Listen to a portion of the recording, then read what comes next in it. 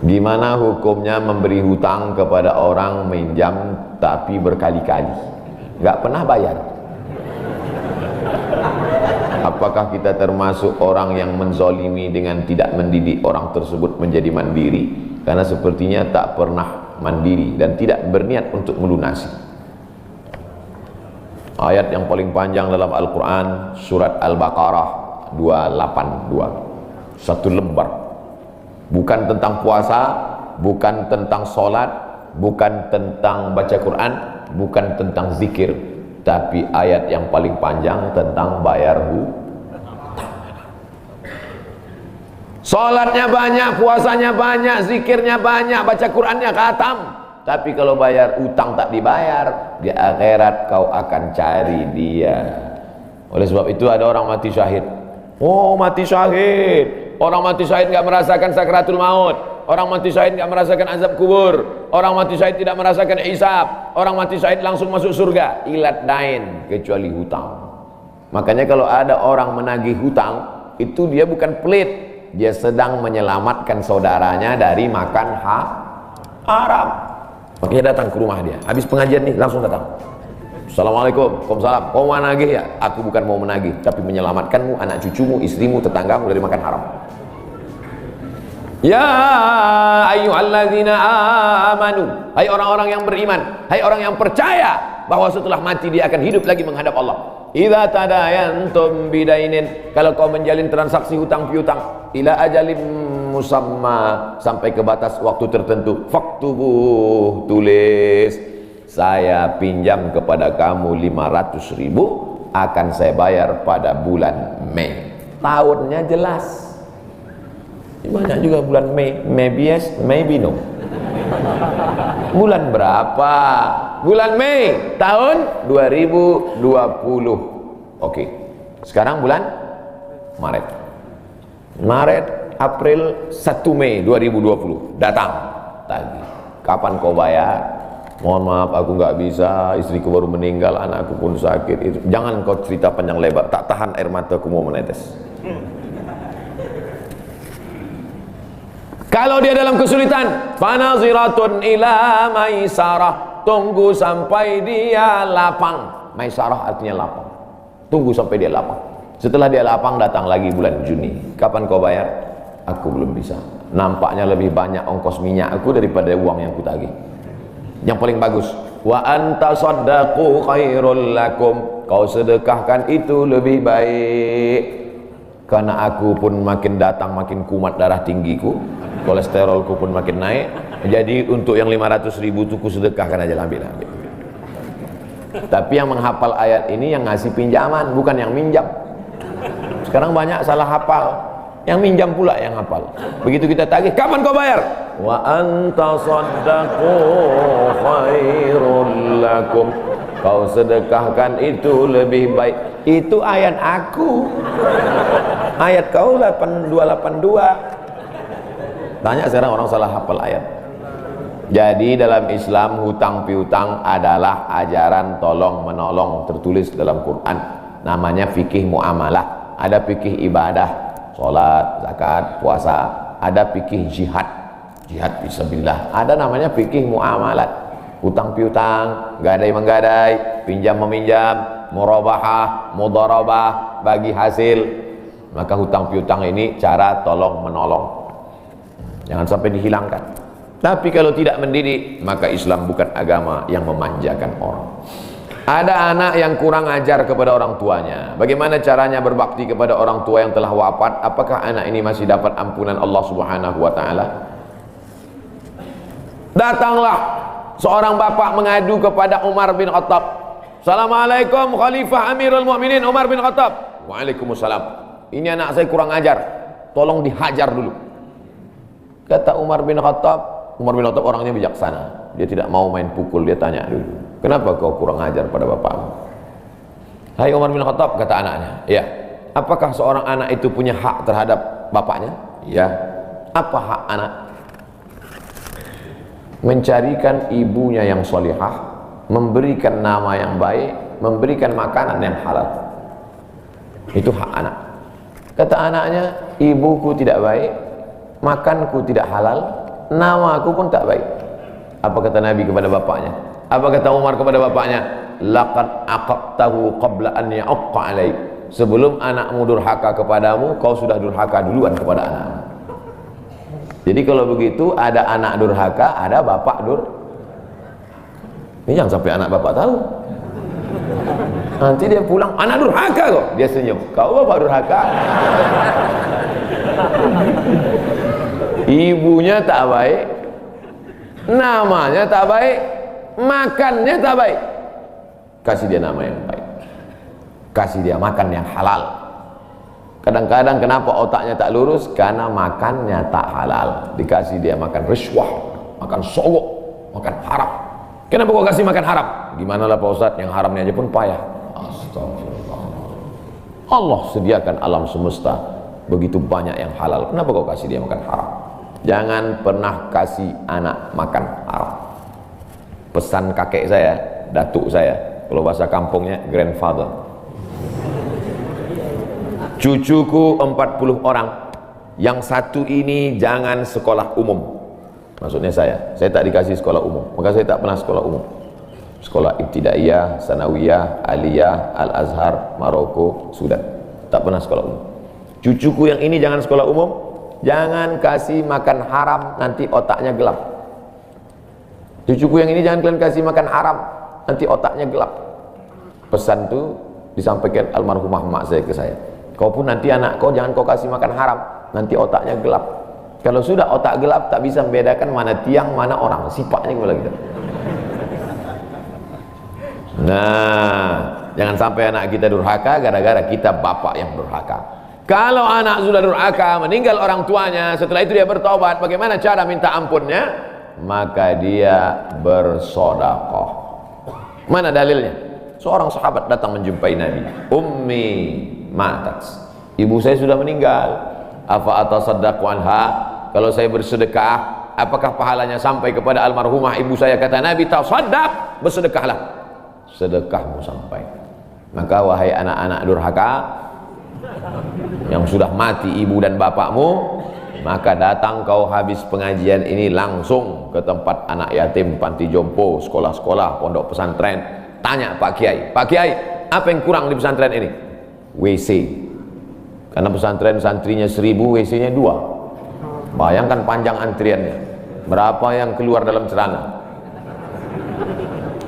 Saya bangunkan WC, pahalanya mengalir untuk almarhumah. Maka pagi, petang, siang, malam mengalir pahalanya. Sedekah. Ayu sedekatu afdal. Apa sedekah yang paling afdal? Saqiyul ma, memberi air minum. Sedekah yang paling afdal, kasih air minum. Saya ceramah di Banjarmasin, di depan rumah seorang pejabat. Itu ada kulkas tapi nggak sampai beku, freezer. Setiap dipencet keluar air dingin. Gelasnya dikasih pakai rantai besi, takut dilarikan tukang ambil aluminium. Buat wakaf untuk almarhumah. Nah, itu bagus kan. Saya ceramah di Malaysia, di pintu masjid itu ada kotak box. Kalau kita ambil satu botol, keluar botol baru. Ambil satu botol, keluar botol baru. Wakaf untuk, itu bagus, sedekah. Jangan sedekah teh botol, nanti dia kena diabetes. Air putih, ini bagus, mengalir. Sedekah sumur bor, pergi ke masjid, putar keran nggak ada air. Tanya pengurus masjid, Pak pengurus, ya mana sumur bor? Nggak ada, saya buatkan. Langsung bunyi. Itu berarti cash itu. Begitu cara berbakti pada orang tua dengan sedekah. Tapi Pak Ustadz, saya jangankan sedekah makan, saya pun Senin Kamis Pak Ustadz doa, Allahumma ighfir lahu warhamhu wa'afihi wa'fu anhu. Bangun tengah malam, Rabbighfirli wa li walidayya warhamhuma kama rabbayani shaghira. Apa itu bid'ah? Bid'ah membuat sesuatu yang tidak dibuat oleh Nabi Muhammad SAW. Tidak ada dalilnya dari 3 aspek: qauli, fi'li, takriri. Perbuatan yang tidak ada dalilnya bid'ah. Jangan dikatakan perbuatan yang tidak dibuat Nabi bid'ah. Perbuatan yang tak ada dalilnya bid'ah. Karena kalau dikatakan yang tidak dibuat Nabi bid'ah, Nabi tidak pernah pakai peci. Tunjukkan saya mana hadis Nabi pakai peci. Berarti peci ini bid'ah. Nabi mimbarnya tangganya dari depan, ini masjid tangganya dari belakang. Berarti mimbar ini bid'ah. Mimbar Nabi tangganya dari depan, 3 lantai, 1, 2, 3. Jadi yang dimaksud dengan bid'ah perbuatan yang tidak ada dalilnya. Misalnya jam 12 siang ada bapak-bapak di panas terik tegak menghadap matahari. Pak, bapak mau ngapain? Aku mengagungkan Allah di bulan Rajab. Bid'ah itu, karena tidak ada dalilnya sama sekali. Tapi selama ada dalilnya, tidak boleh kita katakan orang itu melakukan perbuatan bid'ah. Malam Jumat baca Yasin, kumpul 10 orang baca Yasin. Yasin wal Qur'anil Hakim innaka laminal mursalin. Bid'ah. Loh, coba lihat dalilnya. Yang dibacanya itu Quran apa Quran? Quran. Baca Quran apa pahala? Yasin itu Quran atau enggak Quran? Quran. Man qara'a Yasin fi lailatin, siapa yang baca Yasin suatu malam, asbaha maghfuran lah, subuhnya sudah diampuni dosanya. Mestinya baca Quran itu semua, tapi karena dia nggak sanggup semua, dia pilih hati Quran. Hati Quran itu Yasin. Sentuhlah dia tepat di hatinya, dia akan jadi milikmu untuk selamanya. Makanya orang sebelum ngapal Quran semua, yang dihafal hatinya dulu. Itu sebelum ngapal Quran, yang dihafal hatinya dulu. Apa hati Quran? Ya Yasin. Tapi jangan hatinya aja seumur hidup, yang lain juga. Nah, jadi jangan salahkan orang baca Yasin. Baca Yasin bid'ah. Loh, Yasin kan Quran. Baca Yasin malam Jumat nggak masalah. Seumur hidup baca Yasin masalah. Karena banyak surat yang lain. Baca juga Al-Fatihah, Al-Baqarah, Al-Nisa, Ali Imran, An-Nisa, Al-Maidah, Al-An'am. Nah, jadi mudah. Perbuatan tidak ada dalilnya bid'ah. Selama ada dalilnya tidak bid'ah. Ustadz, kiat-kiat apa yang kami lakukan sebagai guru kepada anak didik kami sebelum dan sesudah mengajar agar ilmu mudah dimengerti? SDIT Al-Farabi. Aristoteles, Socrates, Thales, Demokritos itu adalah pemikir-pemikir dari Greek, Yunani kuno. Pada masa abad kedua datang seorang khalifah bernama Abu Ja'far Al-Mansur. Semua buku-buku dari Yunani diterjemahkan. Nama lembaganya Dar Al-Hikmah, Dar Rumah Hikmah Ilmu Pengetahuan. Dibuatlah Dar Al-Hikmah, Rumah Ilmu Pengetahuan. Diterjemahkanlah dari bahasa Yunani ke dalam bahasa Arab. Akhirnya orang Islam pun jadi dokter Avicenna, karena orang Barat payah menyebut Ibnu Sina. Averroes, Ibnu Rus. Tapi ada seorang yang bergelar the second teacher. First teacher Aristoteles, second teacher Al-Farabi. Ternyata Al-Farabi ini bukan dari Arab, tapi dari Pomala. SDIT Al-Farabi. Ini supaya wali murid tahu, anak ibu di mana? SDIT Al-Farabi. Al-Farabi itu artinya apa? Ya SDIT. Al-Farabi itu di barat dia diberi gelar the second teacher. Guru pertama Aristoteles, guru kedua adalah Al-Farabi, saking cerdasnya. Artinya apa? Dia tidak hanya diakui dalam Islam, tapi juga di luar Islam. Kenapa dikasih nama Al-Farabi? Karena ingin anak-anak kita dalam kepalanya tidak hanya fisika, biologi, kimia, matematika, bahasa Inggris, tapi juga dalam kepalanya ada Quran, hadis, fikih, akidah akhlak, dan bahasa Arab. Sehingga nanti dia akan menjadi ekonom, tapi ekonom yang beriman. Dia akan menjadi filosof yang bertakwa. Inilah cita-cita alumni Al-Farabi, insyaallah. Amin ya rabbal alamin. Nah, yang pertama kali menjadi guru itu adalah ikhlas. Karena kalau gurunya ikhlas, cakapnya masuk ke hati. Kalau dari mulut, ke mulut juga masuknya. Tapi kalau dari hati, ke hati juga masuknya. Kira-kira yang dari saya sampaikan tadi, saya mulai tadi jam 5.15, sekarang jam 6.05, dan 50 menit saya bicara. Masuk tak ke hati Bapak Ibu? Kalau tak masuk ke hati Bapak Ibu, berarti yang ceramah itu enggak dari hati. Dari mulut ke mulut juga masuk. Jangan sampai ke mulut pun tak masuk. Nauzubillah. Yang pertama kali tulus ikhlas. Karena perbuatan yang paling tinggi amalnya adalah menjadi guru. Makanya saya lebih memilih menjadi guru. Saya sampai sekarang menjadi guru, cuman saya tidak punya kelas. Dulu sempat jadi dosen, habis itu keluar. Kelas saya sekarang masjid, lapangan sepak bola, sama stadion, sama gedung olahraga sport center Antam.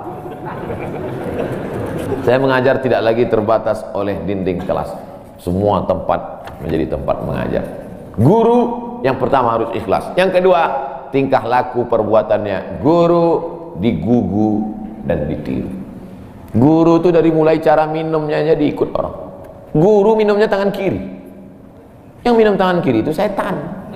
Berarti kalau ada guru minum pakai tangan kiri, berarti guru setan. Hati-hati jadi guru. Oleh sebab itu maka guru ini luar biasa. Guru ini luar biasa Bapak Ibu. Perbuatan yang tidak putus setelah mati guru. PNS setelah mati putus. Yang kan mati, pensiun aja putus, apalagi mati.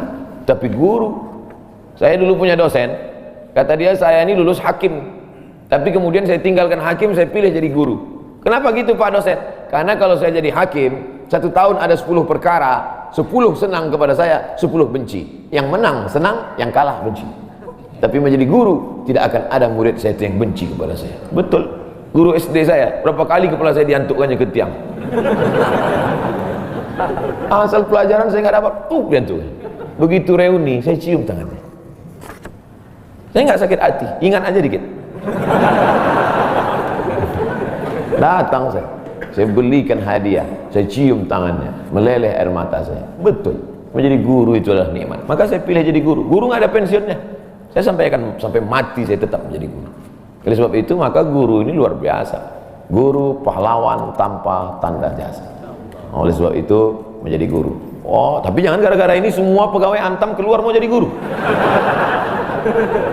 Memang ibu bukan guru, tapi ibu menjadi guru bagi anak-anak ibu. Bapak jadi guru bagi keluarga bapak. Itu kita sudah menjadi guru insya Allah. Emak saya perempuan yang biasa, dia bukan guru, dia bukan PNS, dia bukan kepala sekolah, tapi dia menjadi guru bagi kami, anak-anak. Kalau kami pulang bawa main-mainan, dia tanya, mainan ini dapat dari mana? Dari jalan mak, antar ke tempat kau jumpa tadi, karena tak tahu itu punya siapa. Nanti di akhirat ini akan kau pikul menghadap Allah SWT. Sampai hari ini kalau ketemu barang-barang di jalan tidak berani bawa pulang, ingat pesan almarhumah emak itu. Mungkin cakap ustaz tidak masuk ke telinganya, tapi kata-kata ibu luar biasa. Ibu-ibu, bapak-bapak, nanti kalau mau sakratul maut, pesan paling jitu sampaikan pas mau mati, jangan makan haram. Luar biasa itu, mereka berkesan sampai anak cucu akan mereka sampaikan. Nenekmu dulu ketika mau mati pesan terakhirnya, jangan makan haram. Baru sebut la ilaha illallah. Pertama, ikhlas. Yang kedua, perhatikan tindak tandukmu, kau dikuku dan ditiru. Yang ketiga, insya Allah bangkitkan semangat, karena setelah kau mati akan mengalir pahalanya. Abdul Somad kalau mati meninggal dunia, setiap bulan Rajab, bapak-bapak, ibu-ibu, anak-anak bapak, cucu bapak, ibu yang hadir-hadir nih, anakku yang kecil, setiap bulan Rajab mereka beramal. Abdul Somad sudah mati dimakan cacing tanah di Pulau Sumatera, di Riau, pahalanya tetap mengalir. Dari mana?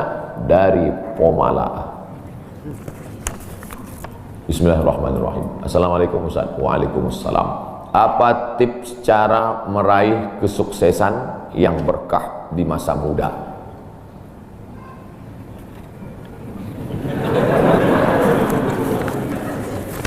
Saya tidak pernah bercita-cita menjadi apapun. Cita-cita saya dulu cuma satu, bagaimana membahagiakan orang tua. Itu saja. Ya Allah, aku sekolah, tak tahu dulu pulang mau jadi apa, yang penting bisa membahagiakan orang tua. Itu saja. Jadi setelah itu sampai, ya sudah, bisa menyenangkan hati orang tua, bisa, itu saja. Maka selalu saya sampaikan di kampus-kampus kepada mahasiswa, kalian kalau belum bisa membahagiakan orang tua, jangan menyusahkan orang tua. Ini kadang baru ngelihat namanya aja di HP dah kumat darah tinggi mana. Kalau belum bisa membahagiakan dia, jangan menyusahkan dia. Maka saya di Mesir 4 tahun tak pernah saya minta duit. Tiba-tiba udah sampai saya ke Mekah. Mak, aku udah di Mekah.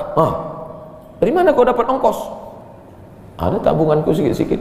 Pergi ke Mekah, kerja, pulang, bayar utang. Jangan pernah menyusahkan orang tua. Oleh sebab itu cita-citanya yang pertama mencari ridha Allah. Ridha Allah fi ridhal walidain wa sukhutullah fi sukhutil walidain. Pulang saya ke kampung, saya mau beli tanah berapa meter, ternak lele, tanam cabai, daun ubi, malam ngajar ngaji. Cita-cita saya kecil aja. Tak ada cita-cita mau jadi ustadz viral disambut di airport, tak ada. Terus kata mak saya, masa kau S2 tinggal di kampung, pergilah ke kota. Akhirnya saya menghonor jadi dosen, siang jadi dosen, malam ceramah di masjid, direkam, diupload, khutbah diupload, like and share, akhirnya viral. Diusir beberapa kali, makin viral. Dibully, makin viral. Akhirnya yang membuli saya taubat sekarang. Ini orang makin dibully, makin viral. Udah kita diamin aja lah. Itu semua itu kerja kita atau kerja Allah? Kerja Allah. Kerjakan kerja kita, urusan Allah, biar Allah yang ngurus. Kita hidup ini sama macam bawa pancing. Kita tugas kita ambil bambu, pasang kail, cari cacing, letakkan. Masalah ikannya datang tak datang itu urusan Allah. Ini kadang banyak orang ngurus urusan Allah yang dia urus. Urusan Allah jangan kau urus. Kata Allah, yang mendatangkan ikan ini urusan aku.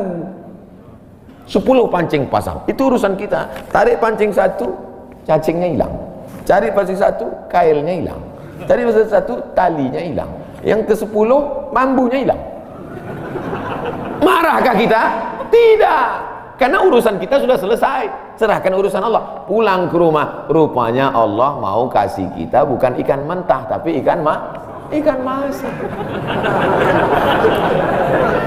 Banyak orang terlalu berpikir hidup ini kau buat saja urusanmu, urusan Allah. Urusanmu berangkat dari rumah kerja, masalah hasilnya urusan Allah. Berapa banyak orang bekerja tapi tak dapat apa-apa. Betul? Kalau sudah rezeki tak kemana. Tapi jangan gara-gara ini lalu bapak enggak kerja. Dibangunkan ibu besok pagi, bang, abang enggak kerja masuk kantor. Urusan Allah. Kalau ada suami ibu seperti itu, ibu jangan marah, biarkan aja. Nanti jam 12 dia bangun, dia lapar, dia tengok, mana makanan? Ibu jawab, urusan Allah. Harus ada usaha dan ikhtiar. Pertama, niat cari ridha Allah. Kedua, senangkan orang tua. Ketiga, berusaha. Setelah itu, tawakal Allah. Hidup jangan susah. Hidup sudah susah, jangan bikin susah. Hidup sudah pahit, jangan minum kopi pahit. Apa hukumnya suami menyembunyikan uang dari istri?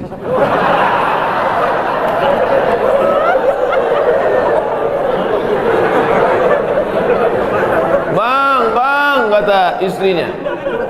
Bang, ini duit apa bang? Duit sial. Oh duit sial, udah kusembunyikan kau dapat juga.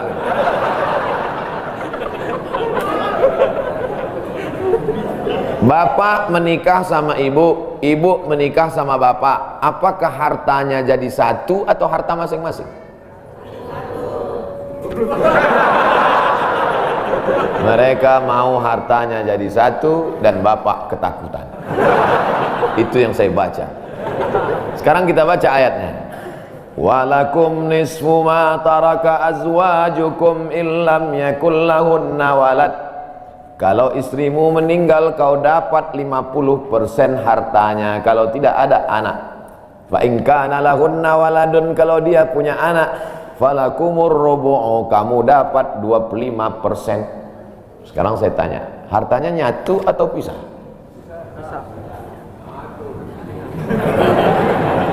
Memang kalau belum sarapan susah nangkap. Saya ulang sekali lagi.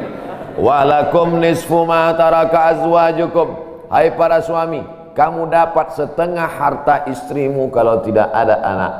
Fa in kana lahunna waladun, kalau ada anak kamu dapat 1/4. Artinya hartanya misal. Harta bapak beda, harta ibu beda. Ibu kerja, punya kebun, punya tanah, punya speedboat, itu harta dia. Bapak punya usaha, harta bapak. Meninggal ibu, 50% untuk bapak. Apa beda harta ibu dengan harta bapak? Di dalam harta bapak ada hak ibu, dalam harta ibu tidak ada hak bapak. Takbir. Saya ulang sekali lagi.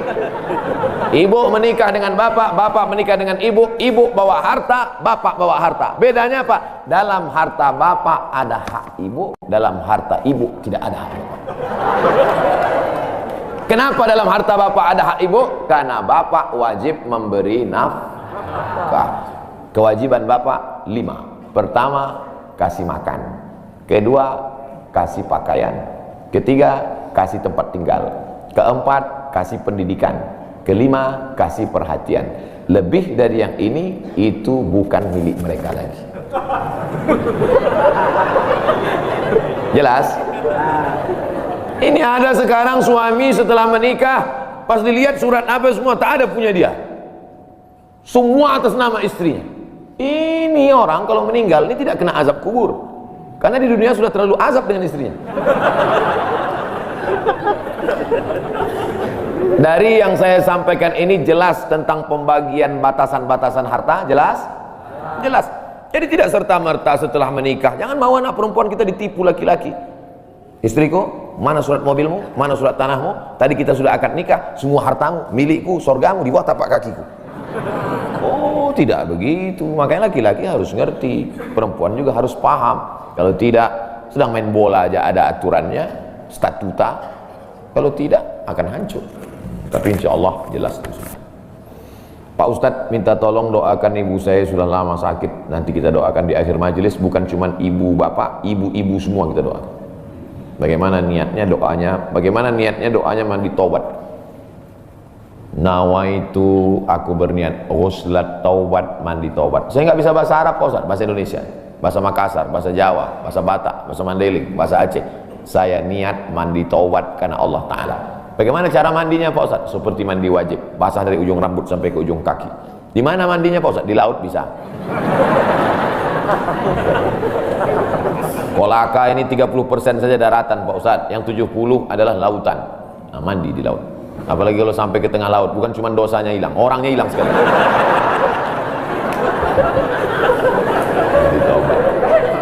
Setelah mandi taubat, solat sunat taubat, usolli sunnatat taubat raka'ataini lillahi ta'ala. Ayatnya bebas. Ayat apa yang paling panjang?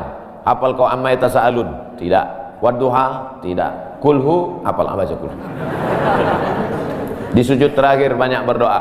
Berapa kali solat sunat taubat sehari? Sebanyak-banyaknya. Kami dulu dipesankan guru kami, pagi solat sunat taubat, siang solat sunat taubat, petang solat sunat taubat, sebanyak-banyaknya solat sunat taubat, solat sunat taubat, solat sunat taubat, solat sunat taubat. Usolli sunnatat taubat raka'atain lillahi ta'ala. Ma min muslimin yudhnibu dzamban, ada orang yang silap khilaf salah berbuat dosa, summa yatatahhar, bersuci, berwudu, mandi taubat, summa yusolli raka'ataini, salat sunat 2 rakaat, summa yastaghfirullah, minta ampun kepada Allah, illa ghafarallahu lah, Allah mengampunkan dosa-dosanya. Bulan Rajab banyak-banyak taubat, bulan Sya'ban tingkatkan ke taubat, masuk ke dalam bulan Ramadan insyaallah mendapatkan Lailatul Qadri khairum min alfi syahr. Semoga Ustadz senantiasa diberikan Allah kesehatan. Amin. Saya dari Medan. Ada juga orang kampung saya di sini. Bagaimana cara bakti seorang anak? Cara membahagiakan orang tua berjarak jauh dengan kita. Sedangkan bertemu dekat bersama orang tua mungkin hanya 1 tahun sekali.